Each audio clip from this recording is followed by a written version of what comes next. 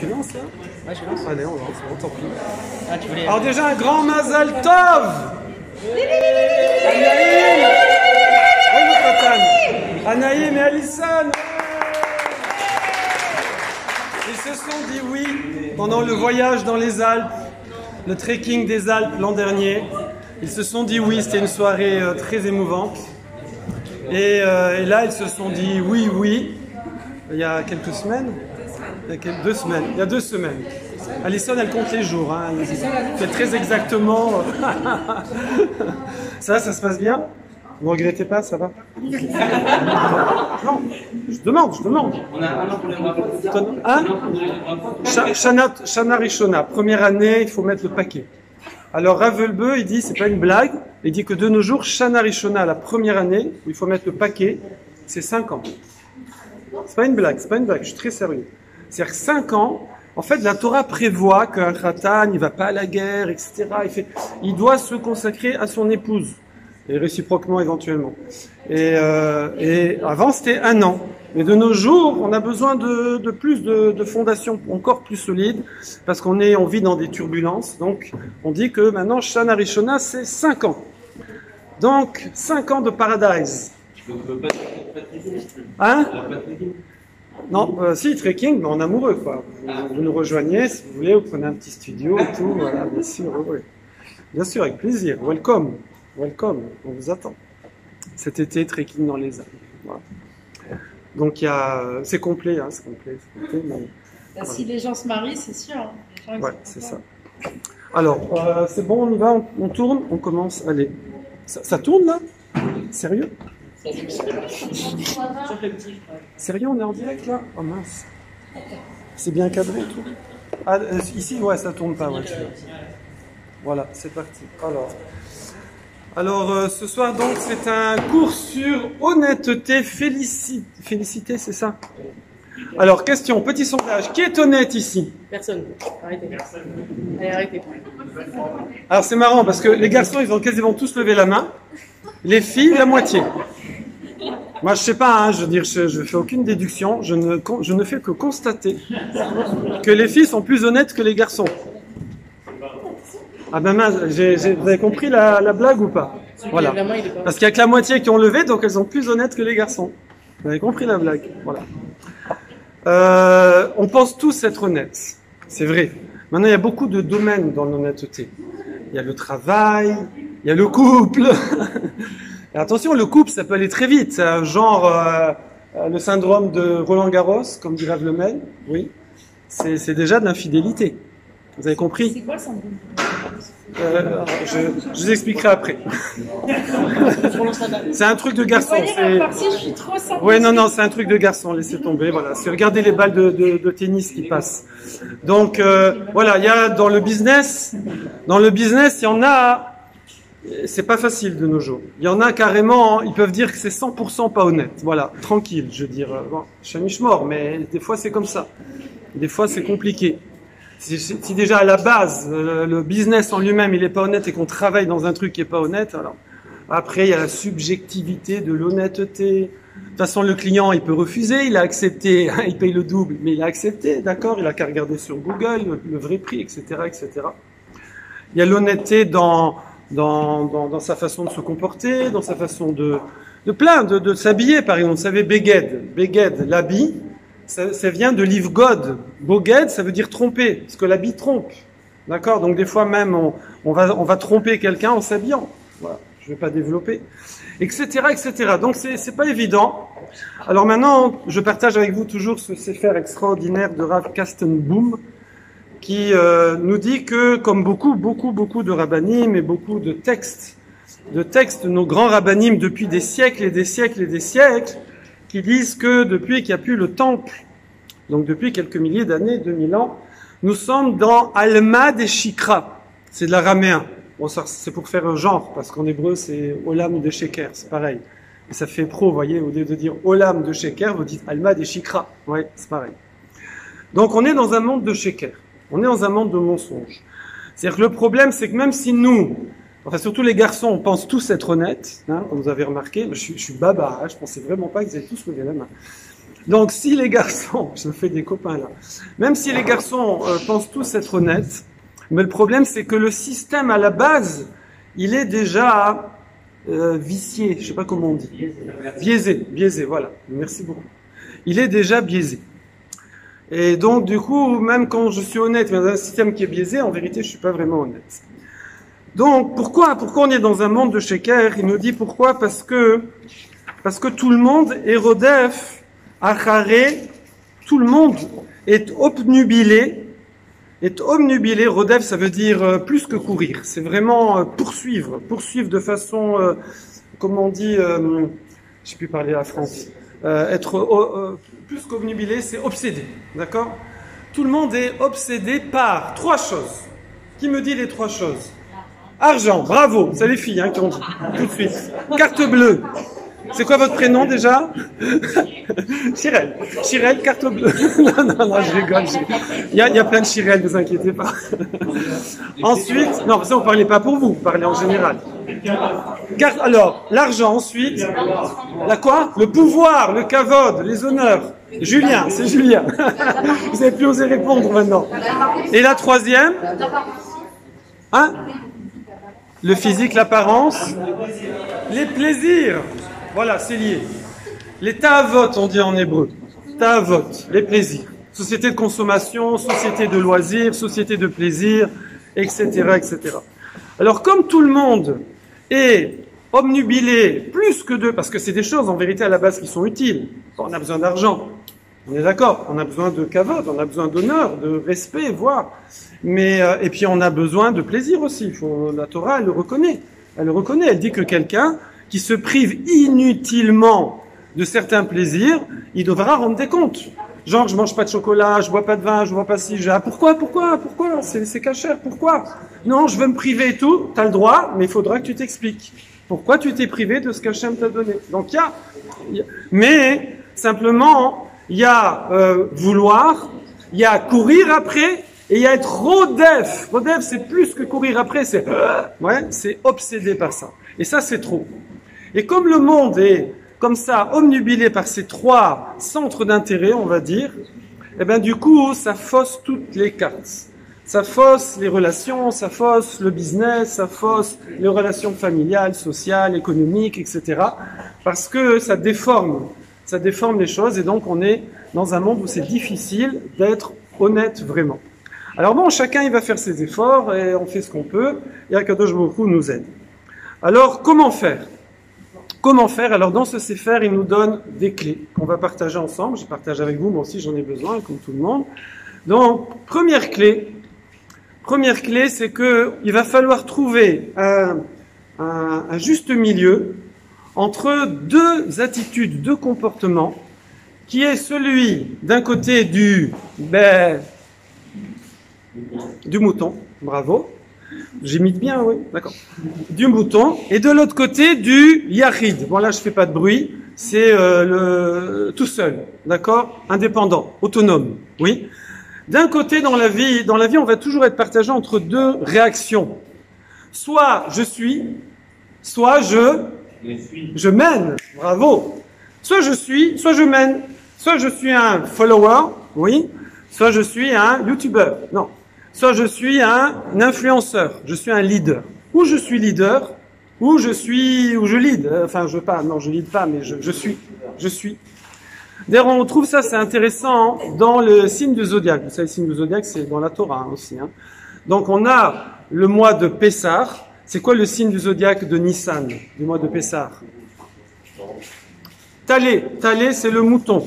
C'est le mouton, d'accord? Et donc ça, c'est l'effet de groupe. C'est suivre.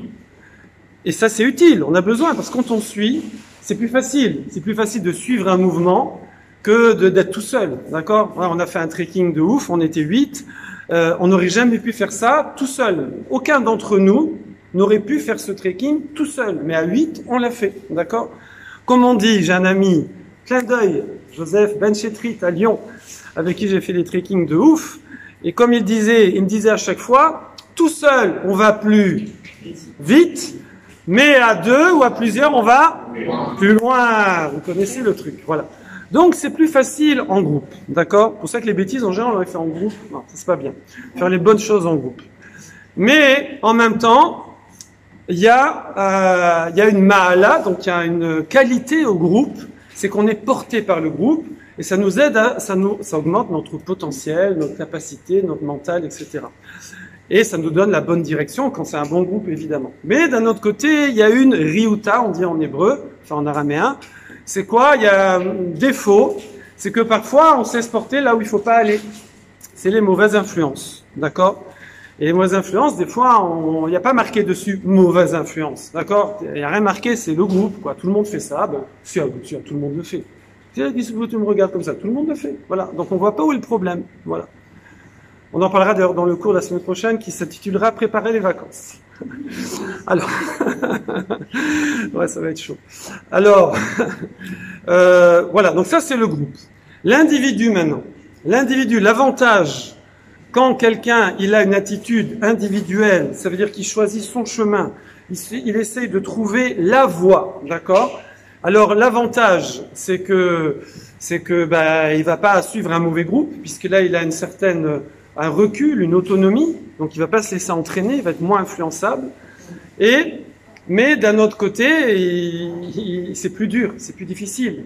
Comme il dit, il faut du sechel, il faut de l'intelligence, et il faut du mental, il faut une gvoura, il faut une force mentale pour initier des nouveaux chemins, des nouvelles façons de faire. Donc nous, voilà, on est balancé. Alors, le mois de Nissan, justement, le signe du zodiaque, c'est le mouton. Le mois d'après, le mois de Iyar, le signe du zodiaque, c'est le taureau. Si je me trompe, vous me dites, hein, je connais rien. Et le mois suivant de Shavuot, c'est Gémeaux. D'accord? Et donc, mouton, c'est le groupe. Taureau, c'est l'individuel, parce qu'un taureau, en général, il est tout seul, d'accord? Et il a son troupeau qui le suit. Et ensuite, Gémeaux, c'est à deux, c'est l'équilibre. C'est l'équilibre, c'est une sorte de équilibre entre beaucoup et un seul, d'accord? Alors nous, on doit continuellement essayer de trouver comment se placer entre ces choses. Alors nous, Baruch Hashem, on a de la chance, parce que justement, dans ces choix-là, nous avons aussi ce qu'on appelle des morés d'erreur. On a des indicateurs de direction. On a, Baruch Hashem, des rabbanim. Alors, vous allez me dire, mais d'abord, dis la Torah. On a la Torah. Le problème de la Torah, façon de parler, c'est qu'on peut aussi interpréter des fois de façon qui ne sont pas correctes. Ça peut arriver.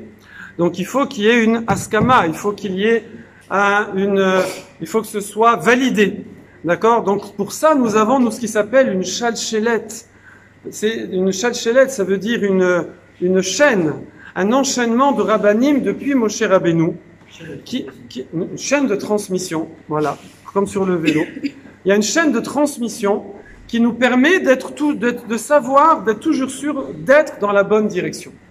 Dès qu'on n'est plus dans la chaîne de transmission, bing, bing, bing, bing, alarme, je suis peut-être dans un chemin qui ne correspond pas à la volonté divine dans la Torah. Welcome les garçons, bravo. On voit par exemple les grands exemples de ça. C'est les deux plus grands exemples que tout le monde a en tête, j'imagine, c'est Noach et Avraham Avinu. Avraham Avinu, vous savez, il était à l'époque de la tour de Babel, Babel Tower, oui. Et il leur disait, voilà, Avraham à Ivry, il était de l'autre côté, à Ivry. Il était de l'autre côté du monde entier, seul contre tous. À un moment, Hachem, il dit, moi, je suis seul dans mon monde, et Avraham, il est seul dans son monde. Il était seul. Pareil, Noir, pendant 120 ans, il construit une arche en plein désert. Tout le monde se moque de lui. Il est seul face à tout le monde. D'accord? Ça, ce sont des leaders. D'ailleurs, ça c'est au niveau individuel. Maintenant, même au niveau collectif, nous savons que la fonction, la mission du peuple juif est d'être un mamlechet kohanim. Un peuple alors on dit prêtre dans le sens leader. Un prêtre, c'est celui qui indique la voie à ses ouailles. Oui, c'est pas des mots qu'on entend très souvent, je sais. Vous savez ce que c'est les ouailles? Oui, c'est pas les oignons, hein, c'est les. Non, c'est les gens, quoi. Il y a le prêtre et les gens, c'est les ouailles. Ok, donc ça c'est comment on va. L'avantage du leader aussi, c'est que lorsque quelqu'un va prendre une bonne direction, comme on a dit, en s'inscrivant dans la Torah, en général, il va être suivi. D'accord? Les gens, il y aura peut-être des fois un petit décalage, et le peuple juif, pas seulement dans le domaine de la Torah, mais comme vous le savez, dans les sciences, dans les arts, dans la musique, etc., dans des tas de domaines, a souvent été initiateur, a souvent été leader, a souvent, bingo, là, ça suffit, je suis fatigué. Donc, a souvent initié des nouvelles voies, que ce soit dans la médecine, que ce soit dans les arts, dans les sciences, dans tout ce que vous voulez. Pourquoi? Parce qu'on a ce caractère, Baruch Hashem, d'être à la fois à la fois attaché à ce qu'on appelle au tzibour. Vous savez, c'est marqué Altifrosh minat tzibour, ne te sépare pas de la communauté. On a besoin de la force de la communauté, mais en même temps en gardant notre autonomie de pensée, de réflexion, voilà, qui demande, comme on a dit, intelligence et force. Voilà. Donc ça, c'est le premier point. Pour être honnête, dans une société qui n'a pas tendance à l'être, eh bien, il va falloir agir là-dessus. Être capable de voir quand est-ce que je fais comme tout le monde, parce que c'est ça qui va me permettre d'être dans la qualité, si je puis dire, parce que c'est un tout le monde de qualité, d'accord? C'est que je suis un tzibour de qualité, une communauté de qualité, donc je vais être dans la qualité. Et quand est-ce que je vais devoir prendre le recul et retrouver mon autonomie et me dire, je suis désolé, vous faites tout ça, moi je le fais pas. D'accord? Alors il y a beaucoup d'exemples de ça, hein. Je veux dire, ça peut être dans la vie professionnelle, tout le monde utilise son téléphone pendant le travail, tout le monde vole un peu le patron, tout le monde fait du lachon hara au boulot. Alors soit on se dit, non mais de toute façon c'est comme ça, tout le monde. Moi le patron il le sait, il sait qu'on travaille que 2/3 du temps. Je veux dire, c'est bon, il accepte, il nous dit rien, d'accord? Donc soit ça peut être dans le professionnel, ça peut être dans le familial, ça peut être dans l'individuel, dans tous les domaines. Dans tous les domaines où je vais me laisser trouver des circonstances atténuantes, et puis je vais faire des bêtises comme tout le monde en me disant, ok, où est le souci? Ou alors je vais dire, non, même si tout le monde le fait, je sais que c'est pas bien, donc moi je le fais pas, et c'est sûr que ça va demander énormément d'énergie. Et que souvent, dans une entreprise par exemple, une personne qui est comme ça, même si des fois il n'a pas le poste de chef de je sais pas quoi, mais des fois il va finir par l'avoir d'ailleurs, eh bien la personne elle va relever le niveau simplement par l'exemple. Il n'y a pas besoin de crier sur tout le monde, hein, non plus au travail. Simplement lui il le fait pas, lui il n'utilise pas son téléphone, lui il pique pas les trombones, enfin je sais pas, hein, je dis un petit truc gentil, hein, mais bon, voilà. J'ai connu un ami qui avait une entreprise de peinture en bâtiment, de travaux et tout. Alors, tous les employés, alors ils prenaient du matériel, des outils, de la peinture, du machin, mais carrément, ils siphonnaient l'essence dans les voitures de fonction, vous voyez. Ils faisaient leur plein. Bon, tout le monde le fait, alors ils le faisaient. Bon, vous allez me dire, non, mais là, c'est un exemple de vol manifeste. Bon, je prends des exemples gros comme ça, mais ça peut être, évidemment, beaucoup plus insidieux. Donc ça, c'est le premier point ici que on nous donne pour essayer d'être honnête. Voilà. Deuxième point, alors là, si vous êtes venu rien que pour ça, déjà le premier était pas mal, mais le deuxième, il est bombe atomique. Vous êtes prêts? Vous êtes assises, écoutez bien, je me parle à moi aussi. On voit à la fin du Chumash Bereshit, dans Parashat Vayechi. Là-bas, Yaakov Avinu, il fait des brachot. Il fait des brachot à ses fils avant de quitter ce monde, de rejoindre Akadosh Baruch Hu. Mais dans ces brachot, donc une bracha a priori, bracha nous on traduit bénédiction, mais ça veut dire profusion, d'accord? Alors quand on entend une bracha, ça veut dire fait que j'ai beaucoup de ce que vous voulez. C'est comme ça qu'on comprend la bracha. Vous êtes d'accord? Mais on voit que les brachot de Yaakov Avinu, c'est souvent des remontrances, oui. Et c'est aussi la profusion, parce que quand il va faire des remontrances à ses fils, c'est ce qui va leur permettre de rectifier leur direction, rectifier leur vie, et donc d'avoir la bracha dans ce monde-ci, dans le monde à venir. Donc c'est une bracha. C'est-à-dire des fois de dire à quelqu'un, voilà, tu as tel défaut à travailler, tu as telle qualité à développer, c'est une bracha en vérité. Après, il faut savoir comment le faire, etc., etc. Mais c'est une bracha. Et c'est comme ça qu'Yaakov Avinu a béni ses fils en leur disant tu as tel point faible, tel point fort. D'accord? Et quand il a donc fait les brachot sur plusieurs de ses fils, et il arrivait maintenant à Yehuda. Oi, oi, oi, oi, oi. Vous savez que Yehuda, il a été banni par ses fils, par ses frères, je veux dire. Il a été banni à la suite de la vente de Yosef, d'accord? Réhouven n'était pas là. Et quand Yehuda était là, c'est lui qui aurait dû normalement, quand ils ont vu les frères de Yehuda, la peine de Yaakov Avinu quand ils sont pas revenus avec Yosef, hein, donc il l'avait vendu, eh bien, là, ils se sont retournés vers Yehuda et ils ont dit, tu n'aurais dû nous empêcher. C'est toi le boss. C'est toi le grand frère, tu aurais dû nous empêcher. Donc c'est toi le responsable. Et c'est comme ça, il faut aussi prendre ses responsabilités quand on est leader. Et donc ils l'ont banni. C'est comme ça qu'Yehuda s'est retrouvé, je sais pas où, là-bas, et qu'il y a eu toute l'histoire avec ses deux fils qui sont morts, et avec Tamar, et après lui avec Tamar. Et bon, je vous laisse, ceux qui connaissent, non, les autres, Google, d'accord?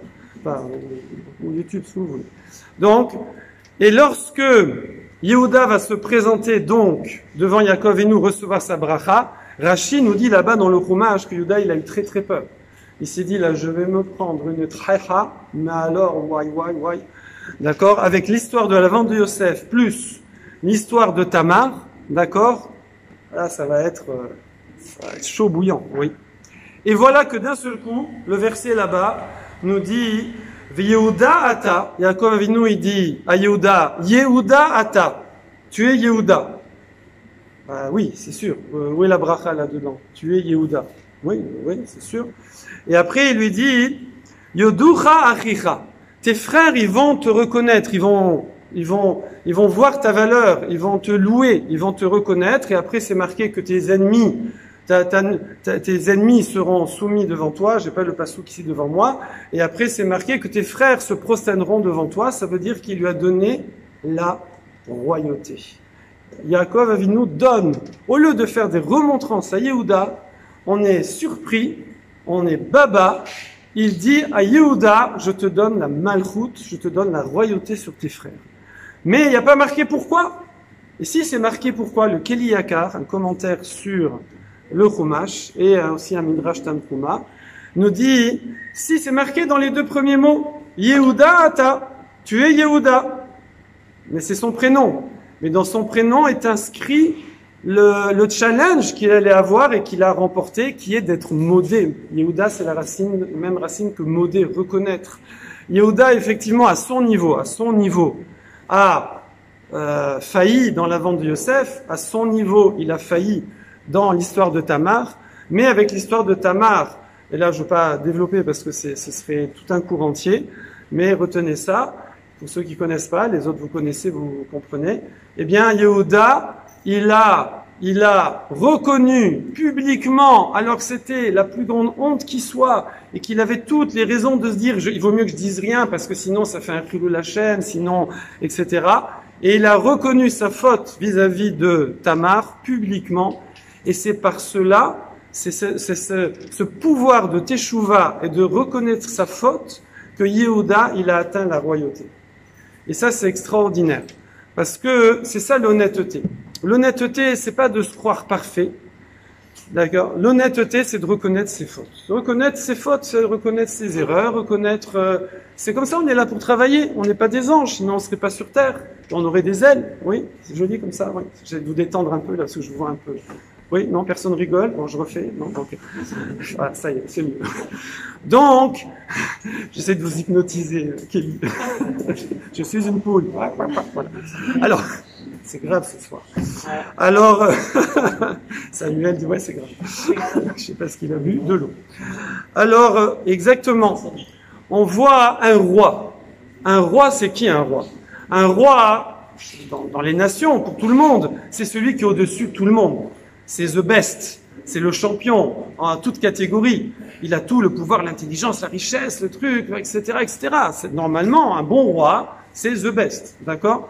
Et chez nous, le roi, c'est celui, le Meller, c'est celui qui va nous relier à Kadosh Baruch Hu, ça veut dire relever le niveau spirituelle. C'est ça la fonction du roi, en dehors de toute la fonction économique, évidemment. Oui. D'ailleurs, c'est aussi un peu les Kohanim, c'est un petit peu, on dit aussi Mamlechet Kohanim. Voilà, les prêtres aussi, c'est leur fonction. Et nous aussi, comme on a dit, le peuple juif a cette fonction par rapport aux nations. Par rapport aux nations, on a cette fonction-là de leader dans le monde spirituel. Oui. Et donc, on voit que c'est pas être excellent qui donne accès à la royauté, c'est la capacité à accepter, à voir ses défauts et après évidemment à les corriger, évidemment. Et donc forcément quelqu'un qui fait ça, et vous allez me dire oui, mais il ne va pas rester toujours dernier de la classe, évidemment. Oui, c'est forcément, ben oui, au bout d'un moment il va être the best. Ben oui, forcément il va être the best, d'accord. Donc c'est comme ça que Yehuda a atteint la Malkout. Et ça c'est vraiment pour nous un chemin à suivre, de réaliser que pour être honnête, il ne faut pas juste faire genre, il faut être capable d'accepter que on triche un peu, qu'on ment un peu, qu'on change un peu les réalités, qu'on cherche à paraître plutôt qu'à être, etc., etc. Et essayer de rectifier ça, au lieu de se cacher les yeux, essayer de se galvaniser comme ça dans de fausses apparences, eh bien, essayer de reconnaître nos faiblesses et essayer de les corriger. C'est ça la royauté, c'est ça la qualité d'une personne, c'est ça l'honnêteté. C'est pour ça que j'ai dit que vous êtes plus honnête que les garçons, parce que vous avez dit que vous n'êtes pas honnête. Donc vous êtes plus honnête. Bon, vous avez compris. Troisième volet, c'est le business. Le business. Alors ça s'appelle Masa ou Matan en hébreu. D'accord? Donner, prendre, donner, échange. D'accord? C'est le business. Ça, c'est très difficile. C'est très difficile d'être honnête dans le business. Il y en a. Même de nos jours, même dans des domaines où c'est très dur. À un moment, j'étais dans une synagogue très très sympathique, très chaleureuse, petit clin d'œil si jamais il me regarde, à Fontaine-au-Roi, d'accord, où il y avait une grande famille là-bas, tunisienne, super adorable. Ils m'ont guéri de une partie de mes défauts marocains. Et donc, qu'est-ce qu'il y a? C'est pas bien. Je reconnais mes défauts, c'est comme ça. Ah, mais on a tous des défauts, hein. Je veux dire, j'ai pas dit que les Marocains ont que des défauts. Bon, ils ont beaucoup de qualités aussi. Oui. Alors. Donc, et là-bas, une fois, je vais pas dire son nom, mais il y a un monsieur qui fait des gros chantiers. Des gros chantiers. Il a fait des très gros chantiers. Et ce monsieur-là, une fois, on a parlé sur l'honnêteté dans le business. Là-bas, il y avait beaucoup de gens qui étaient sur les chantiers, qui étaient sur ce domaine-là qui est pas facile, parce que les gens, ils y connaissent rien. Quand quelqu'un, il arrive chez vous et qui vous refait la porte blindée, je sais pas quoi, et le plafond et le machin, et qui vous met des poutres, etc. Qu'est-ce que nous, on y connaît? Il vous fait un devis, c'est pas facile. Et ce monsieur-là, il disait, moi, c'est simple. Quel que soit le chantier, quel que soit le client, il y a pour chaque, je sais pas comment on dit, prestation, pour chaque détail de prestation, il y a un prix au centime près, point à la ligne. Je bouge pas, il y a pas, c'est pas en fonction de la tête du client, le max qu'il peut payer, une petite grand-mère 3000 €, un type comme ça 200 €, etc. Non, il n'y a pas. C'est chacun, c'est au centime. Il y a, voilà, donc vous faites l'ordinateur, il me sort le prix et c'est comme ça et c'est tout. Et Baruch Hashem, ce monsieur-là, la bracha, il a bracha, tout le monde le veut. Tout le monde le veut parce que c'est comme ça. Quand quelqu'un il est honnête, tout le monde le veut. D'accord? Le Chafetz Chaim, je sais pas si vous savez, mais à un moment, il a ouvert une épicerie. Entre midi et 2. Parce que le reste du temps, il étudie. Donc, il a ouvert une petite épicerie. D'accord? Et il était, évidemment, Chafetz Chaim. D'accord? Donc, il était hyper honnête. Tip top. Et c'est une histoire avant la guerre, hein. Donc, imaginez depuis, hein. Il y a de l'eau qui a coulé sous les ponts, hein. Et en matière de business pas honnête, oui. C'était des amateurs à l'époque, oui. Maintenant, on a des moyens technologiques puissants pour faire du pas honnête, voilà. Et donc, lui, il a ouvert comme ça entre midi et 2, et à un moment, il a fermé. Pourquoi il a fermé? Parce que les gens, ils faisaient la queue devant, ils attendaient que ça ouvre, ils voulaient plus aller ailleurs, d'accord? Et donc, il s'est dit, je peux pas prendre la parnassa de tout le monde, et donc il a fermé. Donc, on voit que c'est pas facile dans le business d'être honnête. Alors, justement, Justement, on va échanger ensemble quelques gmarotes et vous allez voir qu'il y a une apparente contradiction et on va réfléchir comment résoudre cette contradiction. La Gemara Shabbat, elle nous dit comme ça, Besha'a shemachnissim madame les din.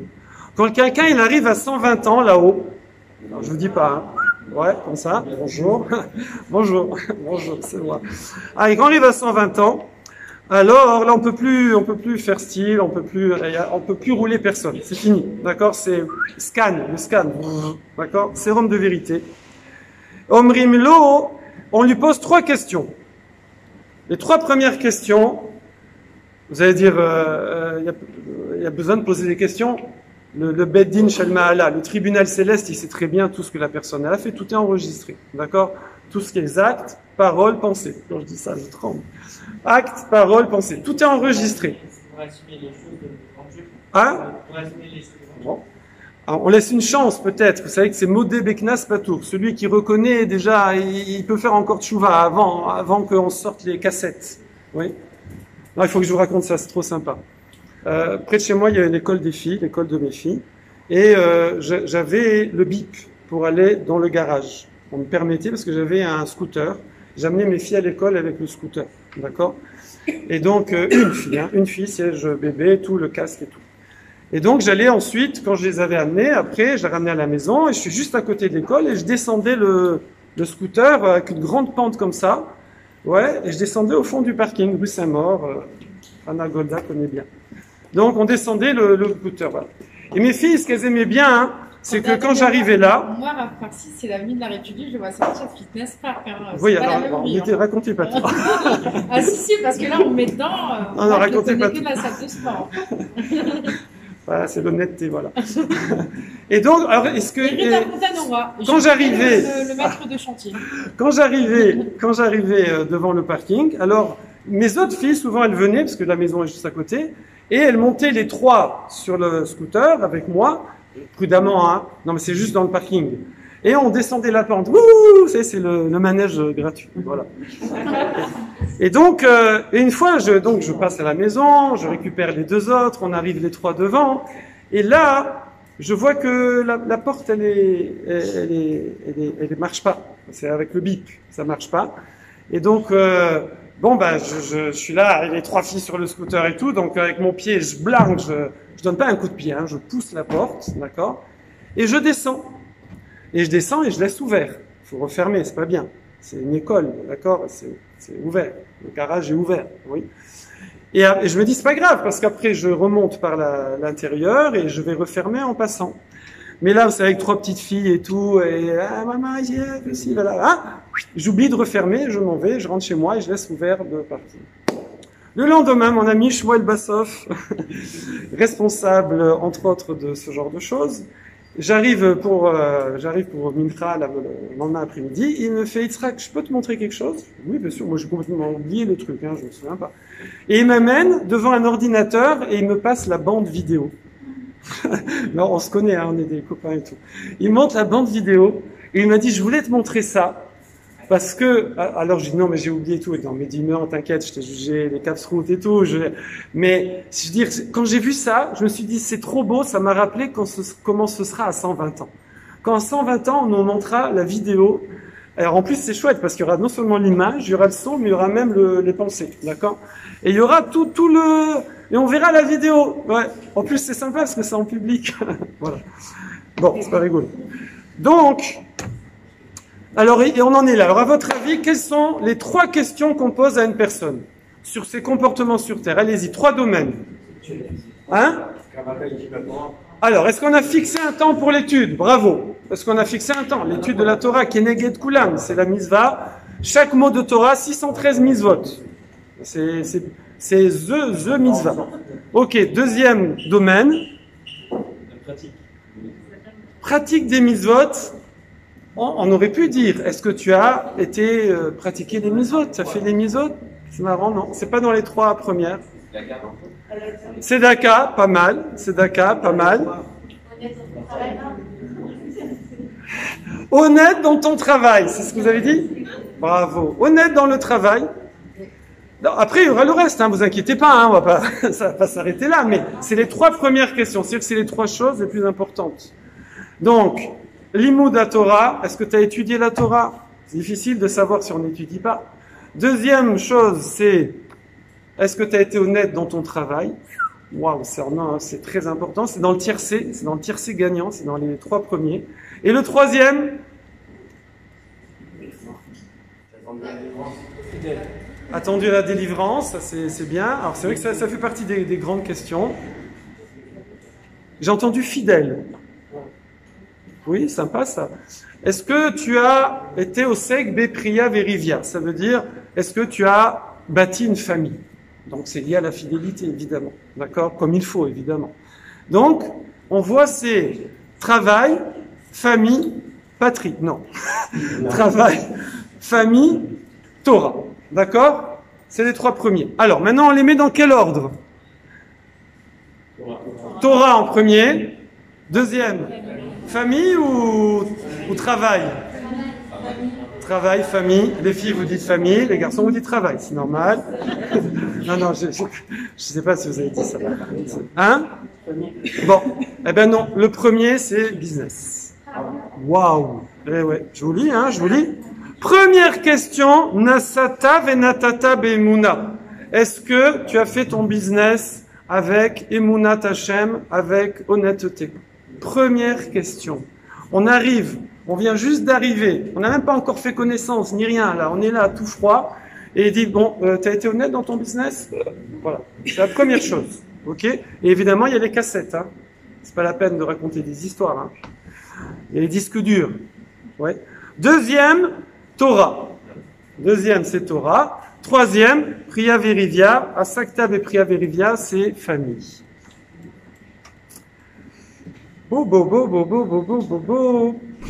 Voilà, c'est pas évident. On voit l'importance de l'honnêteté dans les affaires avec l'histoire du Maboul. Vous savez que dans le Maboul, les êtres humains, le déluge. Maboul, c'est le déluge. C'est que, parce que c'est Mebalbel, Bilboul, c'est rouler. C'est que tout le monde a roulé après avec Claude en Babylonie. Et Babylonie aussi, c'est la même racine, tout ça. Alors, ils avaient fauté dans ce qu'on s'appelle Arayot, les mœurs, qui sont dans le top 3 des Averot les plus graves. Ils avaient fauté dans Avodazara, idolâtrie, top 3 des Averot les plus graves. Mais Hachem a été Chotem, il a signé son décret du déluge seulement sur le vol. Enfin, seulement quand ils ont rajouté le vol. D'accord? Qu'on appelle Hamas là-bas, c'est Gazlan Gzela, le vol. Ça veut dire, alors, ça aussi, il faut comprendre. Ici, il explique, on sait très bien que les mœurs, Arayot et, comment ça s'appelle, Avodazara, l'idolâtrie, c'est pas de maintenant, hein, avant il existait de la vraie sera d'idolâtrie, eh bien, c'est des avérotes beaucoup plus graves que le vol, oui. Alors pourquoi c'est seulement le vol qui a décidé de notre sort, qui a fait que Hachem il a dit stop, et qu'il a recommencé la création depuis le début. Alors ici, il explique, il dit que, en vérité, il y a des fois des avérotes qui sont, des transgressions qui sont très graves, très grosses, mais justement, comme c'est un côté comme ça un peu, maus, c'est dégoûtant, ouais, maus, les souris. C'est en hébreu. Bon. Comme c'est dégoûtant, alors l'homme il arrive quand même à faire teshuva plus facilement de ça. Mais le vol, en plus il faisait du vol d'une certaine façon et tout. Le vol c'est très facile de rester baigné là-dedans et de même pas s'en rendre compte. C'est-à-dire qu'il y a des choses qui des fois, vous pourrez dire, c'est pareil, on va dire un exemple chez des enfants. Des fois il y a un enfant, il va faire une énorme bêtise. Mais ces genres de bêtises qu'on fait qu'une fois dans sa vie, et après on a compris la leçon, on ne fait pas 2 fois. Voyez? Donc ça c'est quelque chose. Il y a des fois, on sait que c'est très grave, on s'est fait attraper, on s'est attrapé qu'une fois. Mais les petites bêtises, enfin moins grosses, on va dire, eh ben des fois hein, on reste abonné, garde Navigo et ça continue, et voilà, on se rend pas compte. Voilà, ça c'est une explication. En tout cas, c'est juste pour citer le fait que l'importance de l'honnêteté dans le business, puisque ça va se traduire par du vol finalement. D'accord? Voler son patron, voler les clients, voler... Voilà. Alors, ça, c'est la Gemara Shabbat qui dit ça. C'est bon? La Gemara Shabbat, elle dit 3 questions. Première question, business. Deuxième question, Torah. Troisième question, famille. C'est bon? C'est bon? Ouais. Il reste combien de temps là? Kevin? À quelle heure on va commencer? 21h. Voilà, il reste 30 minutes. Hein? 30 minutes. Il reste 30 minutes. Non, il reste 5 minutes. 5 minutes, c'est bon. Alors, après, on n'oublie pas après. Hein? Non. Voilà, il y a une surprise. Et la Gemara Sanhedrin, elle nous dit autrement. Elle dit En trilat dino shel adam nidon ela divrei Torah. Elle dit que il n'y a pas. C'est mon gendre, j'adore. Elle dit que, enfin le plus récent, hein, je les aime tous, mais voilà. Elle dit qu'il n'y a pas de, le début du din, du jugement de quelqu'un, c'est sur son limoud à Torah, sur son étude de la Torah. Alors, c'est contradictoire. Alors, il y a une autre Gemara Shabbat qui dit que non, qui dit, oui. Il y a une autre Gemara qui dit que non, qui dit que on commence par business. La première question, c'est sur business. Et là, dans le Gemara Sanhedrin, c'est marqué que le début du jugement d'une personne, c'est sur son limoud à Torah, l'étude de la Torah. Alors, il y a 2 Gemarotes qui se contredisent. Tosfot, vous savez, Tosfot, descendant de Rashi, vous êtes allé à Troyes, un très beau film là qui a été fait par Abraham. Yes, vous allez pouvoir le voir. Eh bien, il répond à cette question. Il répond à cette question. Il dit, il faut bien être précis dans les mots. Il y a poser la question et il y a recevoir le jugement. C'est vrai que la première question qu'on va poser à quelqu'un, c'est sur le business. Mais au niveau du jugement, le début du jugement, il commence par son étude de la Torah. Est-ce qu'il a fixé un temps pour l'étude de la Torah? Oui. Pourquoi c'est comme ça? Je ne comprends pas. Ou le plus important, c'est business, alors on met dans les deux. Ou le plus important, c'est la Torah. On met dans les deux. Je veux dire, je ne comprends pas. Une fois c'est premier, une fois c'est deuxième. Je ne comprends pas. Oui? Vous êtes d'accord sur la question? Réponse. Il dit que le business, l'honnêteté, c'est la ma'out, c'est le yesod à ma'out shel adam. Ouais, si on n'est pas hébraïsant, on n'est pas plus avancé. Je retraduis. Je fais exprès. Hein. C'est comme ça habitue et ça force à dire, il faut que j'apprenne le Shana. Donc, Yesod Amaout, cours avec Naïm. Yesod Amaout Shel Adam. C'est le fondement de l'essence de la personne. C'est comme ça que ça va se traduire.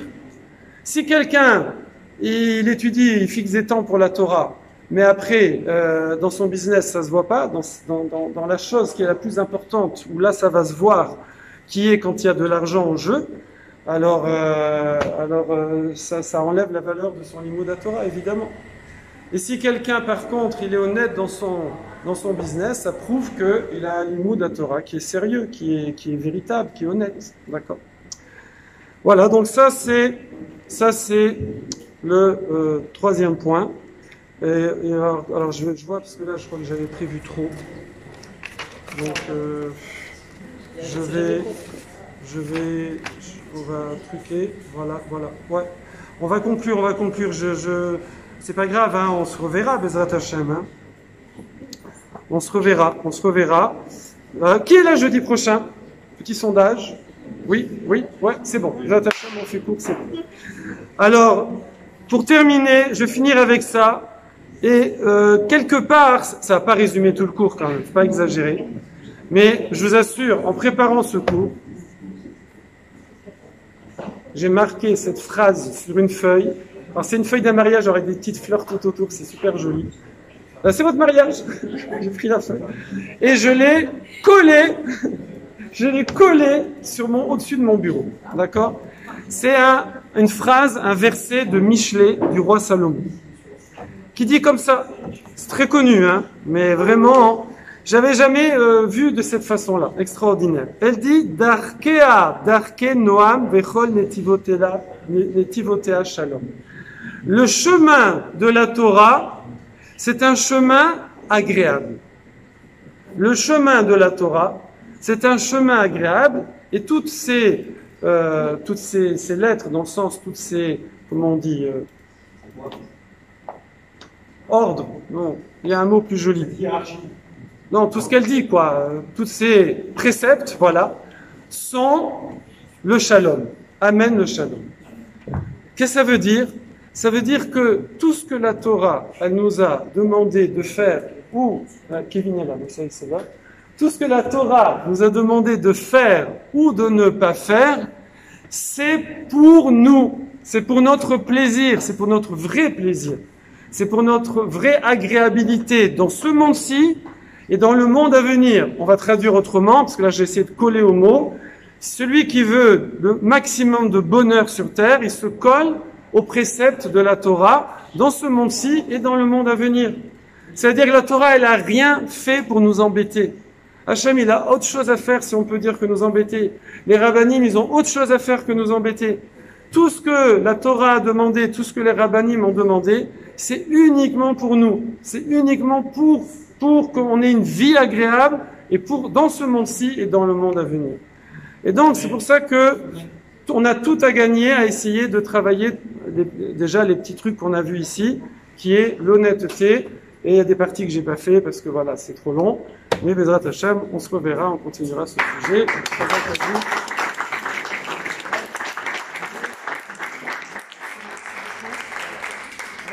C'est lui. Et nous accueillons ici Laurent Israël. Quel nom! Ah là là! Voilà. Je vous laisse en direct, il y a Instagram, Facebook, ce que vous voulez. Voilà. Installez-vous, venez. Hop. Voilà, c'est très fragile. Voilà, bah ça, je vais le mettre quelque part. Alors, on va le mettre ici. C'est pas tout le monde. The logo. Ah, mais il va glisser, c'est pas grave. Ah, bon, alors, je le tiens comme ça. Ouais. Vas-y. Il n'y a plus le logo, c'est pas grave. Ok, bonjour à tous. J'ai annoncé pour ceux qui sont sur les groupes WhatsApp qu'il allait y avoir 4 grosses surprises ce soir. Alors voici la première surprise. J'ai ramené un intervenant donc, qui s'appelle Laurent Israël. C'est le responsable de Jewish Code et 9 étoiles à Paris. Et en fait, c'est une sorte de jeu de piste à Paris sur le thème du judaïsme. Et on va organiser un événement là-dessus. À la rentrée, donc dimanche 11 septembre si Dieu veut. Et du coup, il va vous faire une petite présentation rapide en 5 minutes du jeu. Et moi, normalement, je vais créer le lien d'inscription cette semaine et je vous l'enverrai sur le groupe WhatsApp pour ceux qui sont intéressés. Voilà. Merci, bonsoir à vous tous. Alors voilà, je m'appelle Laurent Israël, j'organise depuis maintenant une quinzaine d'années des circuits d'histoire juive. D'abord au musée du Louvre, ça s'appelle le Jewish Code, le Da Vinci Code. Donc vous allez au Louvre et vous remontez dans les salles égyptiennes, perses, romaines, etc. Toute l'histoire juive dans l'Antiquité, sous forme de jeu de piste. Et donc c'est en jeu d'équipe. Et il y a une dizaine d'années, j'ai décliné ce principe, mais en extérieur, dans les rues de Paris, pour découvrir l'histoire juive au Moyen-Âge à Paris. Alors, ça peut paraître très sympathique et très ludique tout ça, parce qu'en effet, ça l'est. Là aussi, dans les rues de Paris, le 11 septembre, avec vous, on sera en équipe et on ira, en gros, du quartier du Panthéon, on descendra le quartier latin, on terminera dans le Marais et on aura une quinzaine de spots où vous allez découvrir des choses vraiment qui vont vous en mettre plein la vue. Le principe, c'est qu'en fait, sachez que là où vous, tous les jours, quand vous prenez le métro dans Paris, vous traversez Paris, eh bien, il y a autour de vous des indices ou des lieux qui ont clairement un rapport avec notre histoire. Alors, le problème, c'est que l'histoire des Juifs à Paris, c'est pas forcément la plus amusante. C'est même des moments assez difficiles avec nos voisins chrétiens. Mais maintenant, on peut se parler. Il y a eu les relations judéo-chrétiennes se sont améliorées depuis une bonne soixantaine d'années. Et aujourd'hui, on peut mettre à plat, en fait, tout ce qui a fait nos différends et pourquoi, surtout, c'est ça qu'on va découvrir ensemble. Pourquoi il y a eu une telle haine, défiance, et pourquoi les Juifs ont eu tant de difficultés avec leurs voisins. Donc, on va découvrir ça sous forme de jeu, voir des statues que vous ne soupçonnez pas, voir le nom de rue à l'origine qui était en fait la rue des Juifs. Je vous donne un exemple. Quand vous passez devant la préfecture de Paris avec Notre-Dame de Paris d'un côté et la préfecture de l'autre, vous traversez la rue de la Cité. La rue de la Cité. Eh bien, sachez que jusqu'en 1834, ça s'appelait pas la rue de la Cité, ça s'appelait la rue des Juifs. Hein, cet axe principal de Paris s'appelle la rue des Juifs. Alors, il y a d'autres endroits, vous avez des vitraux dans Paris où on représente là aussi des Juifs sous forme du méchant prêteur, puisque c'était ce que Philippe Auguste avait imposé aux populations juives. Sachez qu'à quelques centaines de mètres d'ici, eh bien, on a deux statues des ennemis les plus irréductibles du peuple juif. Je vous en parlerai.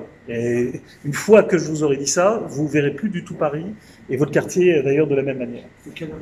Alors voilà, maintenant sur les aspects pratiques, c'est l'après-midi, on aura le rendez-vous à 13h30, 13h45, quartier latin, donc vers le Panthéon, on vous donnera les détails, et on va faire une promenade qui va nous amener jusqu'au Marais, on terminera en gros jusqu'à 18h, 17h30, 18h, mais c'est sous forme de promenade. Alors, combien de kilomètres?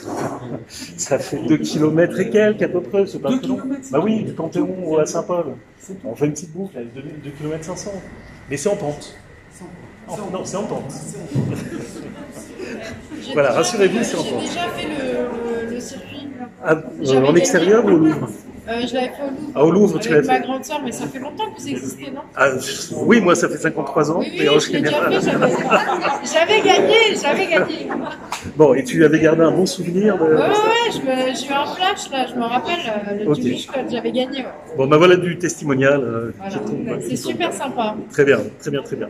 Voilà, donc Kevin va lancer les inscriptions dès cette semaine. Je lui envoie la fiche du jeu. Et une dernière chose aussi, ça vous permettra de comprendre. Alors, je vais poser 2 questions. Vous avez une idée du nombre de fois où, depuis le Moyen-Âge, les Juifs ont été expulsés de France? Donnez-moi un chiffre ou des chiffres. 5. 150. Bon, 13 fois. 13 fois, 13 expulsions, je vous en parlerai. Aussi un autre point que l'on comprendra aussi lors de cette visite, on comprendra une question que vous avez sûrement posée, mais qu'est-ce qu'on leur a fait pour qu'ils nous détestent autant, certains d'entre eux en tout cas, qu'est-ce qu'on leur a fait? Et on va voir toutes les mécaniques depuis son début qui a des représentations dans les rues de Paris. Ça vous intéressera sûrement beaucoup. Merci beaucoup. Voilà, merci pour votre attention. Je reste quelques minutes avec vous. Et les questions sur les bienvenus. Kevin.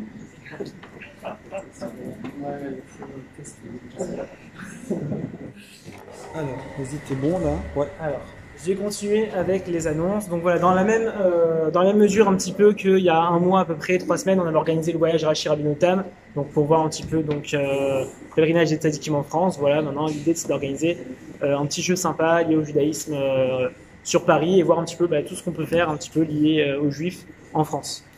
Du coup, donc les autres annonces maintenant.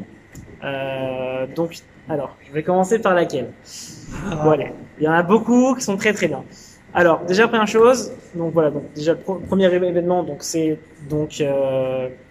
notre étoile à Paris, donc dimanche 11 septembre, ça va coûter 15 € le PAF. L'inscription donc dispo normalement la semaine prochaine sur le lien que j'enverrai sur le groupe. 13h30, 18h. Il y aura à peu près 30-40 places, donc il n'y aura pas une tonne de places, donc essayez de réserver assez rapidement. Je sais que c'est les vacances et tout, mais voilà. Oui. Pour la visibilité, c'est quoi comme support? On a des cartons? Bonne question. En fait, on l'aurait indiqué, on va indiquer le moment voulu, mais on fait quelque chose qui n'est pas utilisé. On se connecte tous en Zoom, grâce à Zoom sur les smartphones. Comme ça, vous m'entendez même si vous n'êtes pas proche de moi. Et sur les téléphones, sur vos téléphones, vous avez des images qui apparaissent, qui illustrent le moment dans lequel on est. Et qui montrent différentes, la photo, le lieu, il y a 5 ans, des illustrations pour compléter ce que je vous explique. Ok. Ensuite, alors, petit sondage très rapide. Est-ce qu'il y a des personnes qui veulent dimanche qu'on aille au Bois d'Anseine? Ça fait longtemps qu'on ne l'a pas fait. Aller Royal, petit jeu de société, etc. Est-ce qu'il y a du monde motivé? Levez la main. Donc, on essaie de voir si ça vaut le coup d'organiser ou pas. Ouais. Dimanche après-midi. Bon, ça peut se faire. Ça peut se faire? Il y a des nouveaux jeux, hein. Il y a plein de jeux. Ok. Chaque semaine, j'achète un nouveau jeu. Donc, Vous avez le privilège de jouer avec Rapaz. Ok, donc du coup, dimanche après-midi, donc il y aura. Relevez les doigts. Ok, donc aller Royal, après-midi, 14h, boîte d'enseigne comme d'habitude, avec Raparsi. Ok, maintenant on va faire un petit peu les grosses annonces. Alors déjà, on va vous annoncer le grand Shabbat plein qu'on organise au Lamy Saint-Mandé en partenariat avec le Keep Raising. On n'a pas encore toutes les infos, on n'a pas encore le lieu, tout ça, mais déjà réservez la date, save the date. C'est le Shabbat du 17 septembre. Donc 16, 17, 18, donc vendredi jusqu'à dimanche, donc tout le week-end sur 3 jours. Gros Shabbat qu'on on est en train de préparer. On donnera plus d'infos, je pense, à la rentrée pour les inscriptions, ou même peut-être fin août. On commencera déjà avec le lien d'inscription. Les places vont partir très vite parce qu'il n'y a pas énormément de places. Il y aura à peu près 70-80 places pour le Shabbat. Donc ça va pas être comme le Shabbat et nous, il y aura 300 places. Donc il faudra y prendre rapidement. Ensuite, autre chose, est-ce qu'il y a beaucoup de gens qui vont venir la semaine prochaine et qui ont une voiture? Parce qu'en fait, la semaine prochaine, c'est la dernière semaine. Et du coup, comme c'est la dernière semaine, comme c'est la dernière semaine, on va vous préparer un truc un peu spécial, un peu fun après le cours. Qui va coûter, voilà. Il n'y a pas de voiture. Non, il n'y a qu'une voiture. Non, pas du tout, la plus, non, plus. Ok, non, sérieusement, qui pourra venir la semaine prochaine et qui a une voiture? Qui a une voiture? Compte les voitures, compte. Deux voitures. Et qui vient la semaine prochaine? Et qui vient la semaine prochaine? Qui vient la semaine prochaine et a une voiture pour tout. Non, qui a une voiture? Ok, relevez la main. On essaie de voir s'il y a assez pour qu'on fasse un truc. J'ai oublié là parce que. Alors, on répète la question. Qui a une voiture?